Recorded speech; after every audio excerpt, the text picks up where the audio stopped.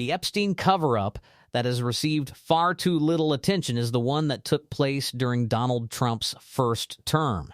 The connections to Bill Barr, Steve Bannon, and of course Donald Trump and his own family were not investigated or reported on nearly enough. But now they are being forced to confront it because a new letter, a leaked email, reveals the truth about Jeffrey Epstein's death. Something that Pam Bondi has feared we would talk about. She deleted minutes from his prison video. This is the information that blows a hole in the aspect of the Epstein files that we urgently need to investigate. But it all begins with what the honorable and trustworthy Kash Patel had to say a few months ago when asked about Epstein's death. Because I think we know everything he says should probably be taken to mean the opposite. You said Jeffrey Epstein committed suicide.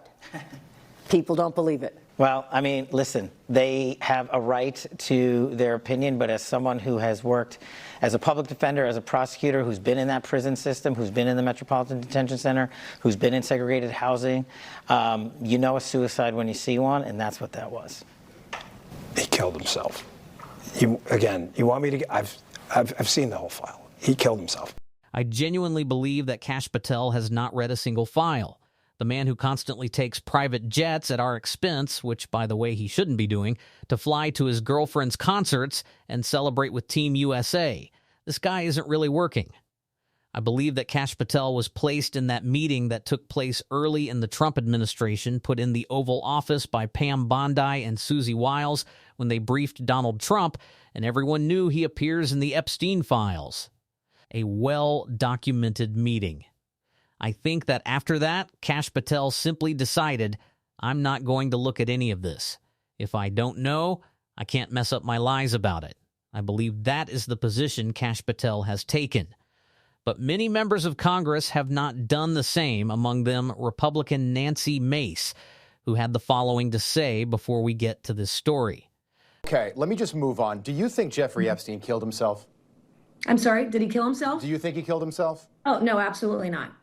What do you think happened? I think he was murdered. And I don't know if it was an intel agency or, what it was. I don't have that information. But I was looking at the photos of his jail cell last week on my flight home from session. The thin sheet that was like, an inch wide, 2 inches wide, it was like 3 times the width of somebody's neck. I don't know how you hang yourself on your knees. And where are the photos of him hanging himself? Those did not exist in the files either. And, the data from the video cameras was erased. And all of a sudden, just a few days ago, a week or two ago, there's all of a sudden video of something orange going up the stairs toward his jail cell that we didn't know about. It's all too suspicious. I don't believe he killed himself. Okay, do you think that he was a foreign asset, or do you think perhaps even a domestic asset? And that could be why he was taken out in prison. I think if it's possible, he was a dual agent. And I think it's possible he was an dual agent of Israel and also the CIA. I wrote a letter to the CIA, I believe it was yesterday. I believe that the CIA is in possession of documents that Congress should have access to, as to should the American public. I think this also goes beyond sex trafficking. Yes, this was a global sex trafficking ring, but I kept my letter broad enough to include possible arms deals, possible, money laundering and other monetary schemes, financial schemes that I believe Jeffrey Epstein may have been involved in. That information should be public. I want to see every single passport that he has under every single pseudonym. Those documents are somewhere and they haven't been released to us. Even Nancy Mace is telling us that we need to follow a trail of evidence that begins in Donald Trump's first term. This cover-up did not begin last year with Pam Bondi and Todd Blanche. It has been going on for decades. And for me, it reached its peak in 2019 with Jeffrey Epstein's death. What is clear is that all the people, specifically all the tech billionaires who fell in line behind Donald Trump, did so notably at a point in time when he could protect them from information about them and the Epstein files coming to light. So why wouldn't that be the same when it comes to Epstein's blackmail operations when Donald Trump was president in 2019? Well, this story certainly sheds some light on that. An email from the Trump Justice Department referring to Epstein's death as a murder has surfaced. A Justice Department attorney appears to have referred to Jeffrey Epstein's death as a murder in a newly unsealed email from 2020.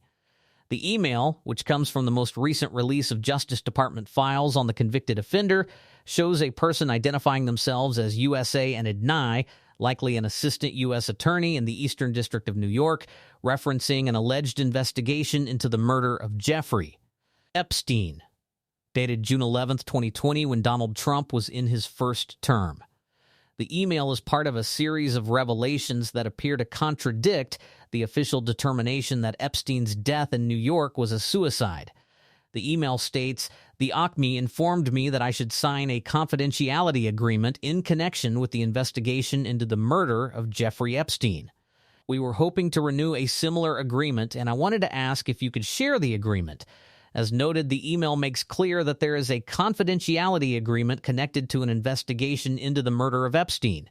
The op likely refers to the Office of the Chief Medical Examiner. The email suggests that Epstein's death may have been investigated as a murder long after the official suicide determination.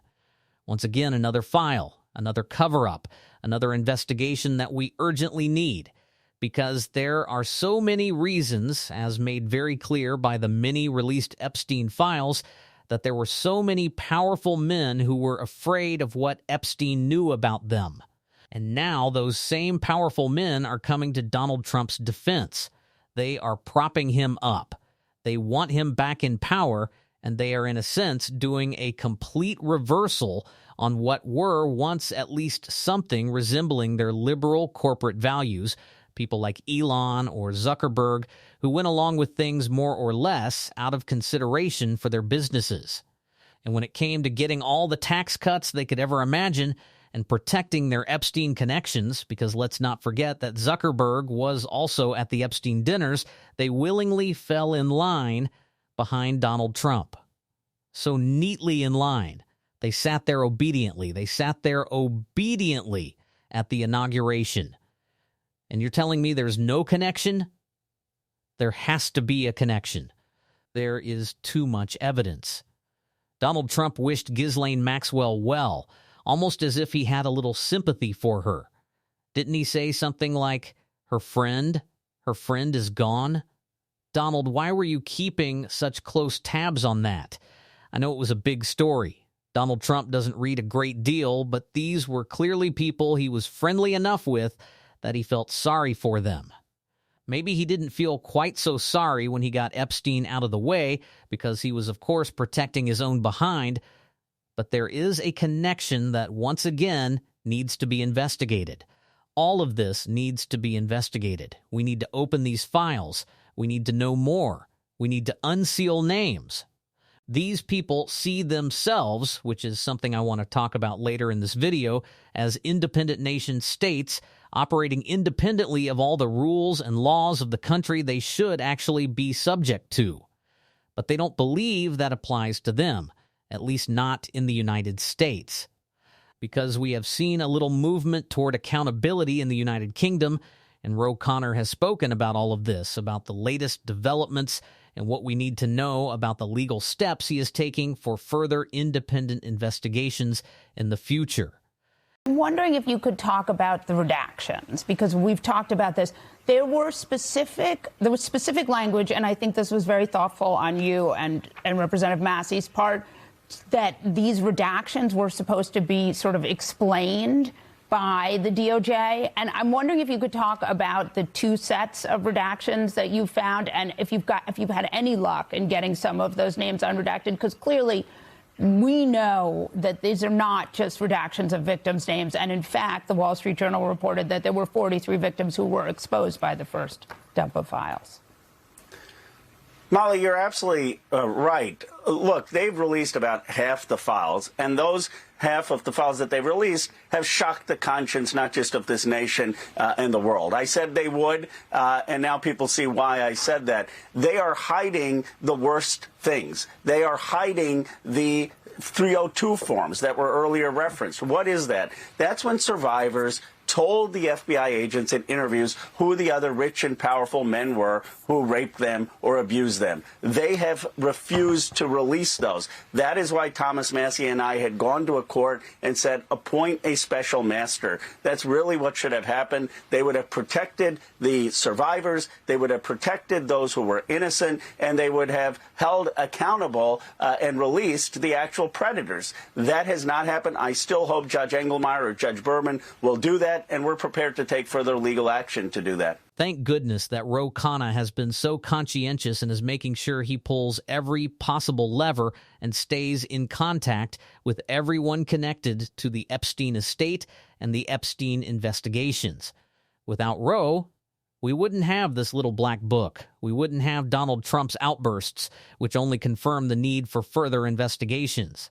That's why it is of the utmost importance that someone in the White House press pool asks Donald Trump about this. Just ask him. Ask him about the mysterious death of Epstein. Watch what he says. Watch how he squirms. Because these people are not used to this. They are not used to these questions. They are not used to accountability. I've touched on this before, but I find it so important that we hear what Graham Plattner had to say as a perfect summary of this Epstein class.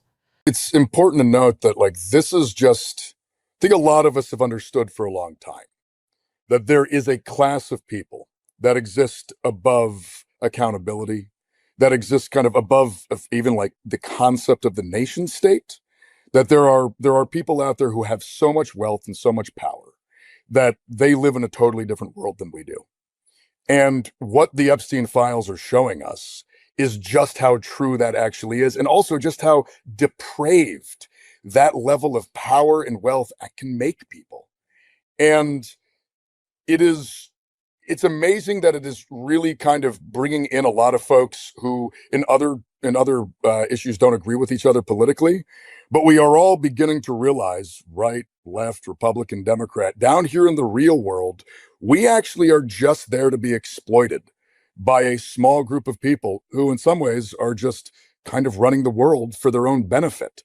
And the Epstein files show that in glaring fashion. And I think it's just the realization that we're all starting to wake up to this fact. And it is the only way that we're going to move forward is by, frankly, building the political power to hold all these people accountable and make sure that that kind of wealth just doesn't get to be accrued anymore. These are people who consider themselves so far above us in the system that they are allowed to govern themselves.